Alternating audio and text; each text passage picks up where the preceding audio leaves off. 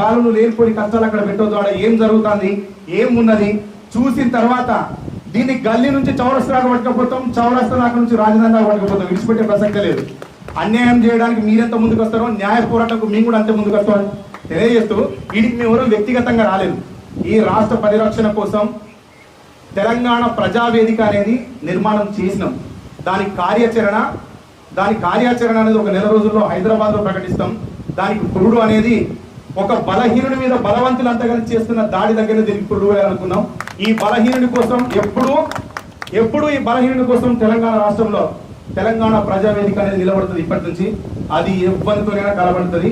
ఒక నెల రోజుల్లో దాని కార్యాచరణ ప్రకటిస్తాం. దీంట్లో అన్ని వర్గాల ప్రజలు, అన్ని ప్రజా సంఘాల వాళ్ళు, అన్ని సంఘాల వాళ్ళు అందరూ ఉంటారు దీంట్లో.